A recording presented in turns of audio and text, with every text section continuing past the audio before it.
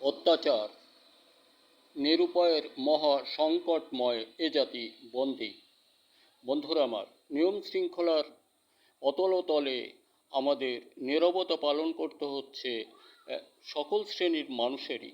গায়ের জোর এটা বোধ করি সার্বক্ষণিক ব্যবহার করা কোনো মানুষের আচরণ নয়। সুন্দরে থাকা, সুন্দর অর্থ অর্জন করা, এগুলাই মানুষের কর্ম ও কর্তব্য। আমরা যেটা করতে যাচ্ছি এটা সম্পূর্ণ ভুল সিদ্ধান্ত জীবনের। রাজনীতির বিষয়গুলি দিয়ে বলছি কথাগুলো। যার যেমন খুশি সে তেমন করছি। সমর্থক বা সমর্থন থাক না থাক, আমি এখানে বসবো। কেউ বলছে তুমি বসলে তার অপরাধ কী? দেখুন, এগুলা গায়ের জোরের কথা, কোনো দরকার নেই। আমার ধারণায় আমরা ক্ষুদ্র মানুষ, গ্রামের মানুষ হিসেবে বলি, বুঝি আর না বুঝি সেটা। ডক্টর ইউনূস সাহেবকে তো লিখিত দিয়েই গেলেন, তাহলে সে তো তৎকালীন সময় থেকে আগামী 5 বছর পানেওয়ালা। এরপর জাতির সুধী সমাজ, দলবদ্ধ নির্বিশেষের একটা সমাজ আছে, তারা তো ডক্টর ইউনূস সাহেবকে চাচ্ছেন। বলুন, আপনারা কেন গায়ের জোর দেখাচ্ছেন? আর গায়ের জোর যদি দেখাবেন, অতটা দিন কোথায় ছিলেন? আপনাদের তো পুনঃ নির্বাচন প্রতি 5 বছর অন্তরে, সেই স্বৈরাচার সরকার যেটাই বললেন আর বলি না কেন, উনি নির্বাচন দিয়েছেন। তখন আপনারা কেন নির্বাচনের মাঠে আসতেন না? বলুন। নিশ্চিত নির্বিঘ্নে চলার গতি সুন্দরে ভরে দিন।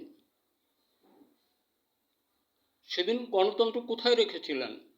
আপনাদের তো পুনঃ দাওয়াত করা হয়েছে নির্বাচনের জন্য। আপনারা প্রার্থী দেন, আপনারা সুন্দরভাবে নির্বাচন করে ক্যাবিনেট ফর্ম করেন, আপনারা দেশ চালান। কিন্তু কই, সেদিন কোথায় গেছিলেন? প্রাণের ভয় যদি এতই হয়, গণতন্ত্রের দেশে কেন বসবাস করবেন? বলুন। এখন এটা তো গায়ের জোর দেখাতে আসছেন, ভুলে যান। একজন সরকার, বাংলাদেশ নয়, একজন বাহির থেকে একজন সরকার বলছেন, এক সরকার যদি হাসিনাকে 15 বছর রাখতে পারে, 16-17 বছর রাখতে পারে, তাহলে আমি ডক্টর ইউনূস সাহেবকে ওনার হায়াত সীমা পর্যন্ত কেন ওখানে রাখতে পারবো না?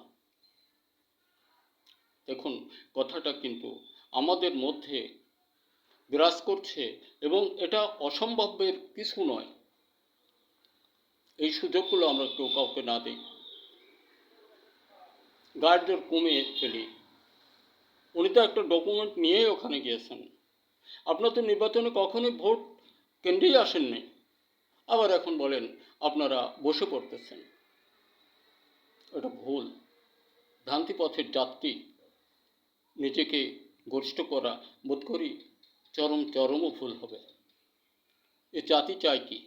লুটতরাজ, খুন খারাপি, দাঙ্গা এগুলো চায় না। অত্যন্ত সহনশীল সুসভ্যের মধ্যে দেশ চালাক একজন সুশিক্ষিত মানুষ ডক্টর ইউনূস সাহেব। সমস্যাটা কোথায় আমাদের?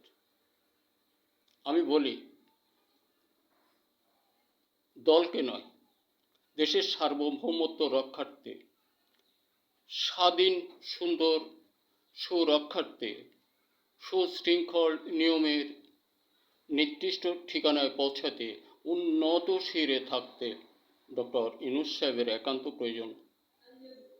বলুন, যদি এতটা দিন ইউনূস সাহেব এখানে না থাকতেন, আপনারা যারা জোর করে বসতে চাচ্ছেন কি করতেন বলুন তো?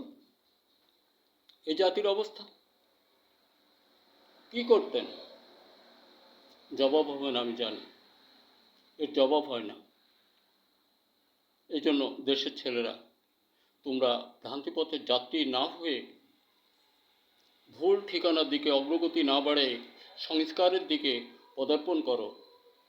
আর দেশের শান্তি সুশৃঙ্খলা উন্নত শিরে থাকা, সার্বভৌমত্ব রক্ষা করা, নিজেদেরকে সুন্দর পথে চালাবার দায়িত্ব ডক্টর ইউনূস সাহেবকে দাও।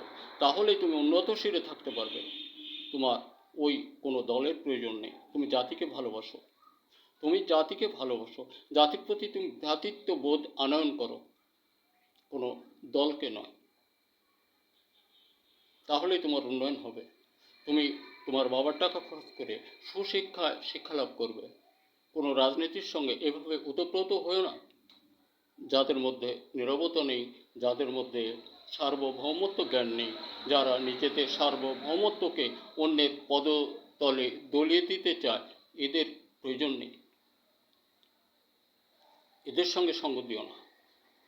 আর আমি বারবার সকল ভিডিওতে একটু বলি, সকল ছেলেরা তোমরা স্বরচিত লেখার মতো তৈরি আবিষ্কারের দিকে মনোনিবেশ করো। বিশ্ব বা পৃথিবী বা দুনিয়া বা তোমার দেশ সম্পর্কে তোমার বোধ করি জানতে বাকি থাকার কথা নয়। নিজেকে সচেতনতার দিকে অগ্রগতি বাড়াও, সেটা তৈরি আবিষ্কার সুন্দরভাবে বাজারজাত করার চেষ্টা করো। একসময় হতে পারে তোমার তৈরি আবিষ্কার দ্বারা এই যে ট্রেন, বিমান, রকেট এই ইত্যাদি কারা তৈরি করছে, ফোন কে তৈরি করছে, তুমি কিনবে, শুধু কিনবা। তোমার তৈরি কি হয়? তোমার বাবা মা ভাই বোন সম্মিলিত প্রচেষ্টায় উৎপাদনে আসি ফসল, আর কিছু না। আর দেশময় কৃষক বন্ধু, আমরা যেন আমাদের ফসল উৎপাদন হতে দূরে না যাই। সকলেই সংযত হই, সদা জাগ্রত হই। ডক্টর ইউনূস সাহেব যতটা দিন থাকেন উনি চালাক। এ সমর্থকে সকলেই সমর্থন করুন। ধন্যবাদ। দেখা হতে পারে আরেকটা ভিডিওতে।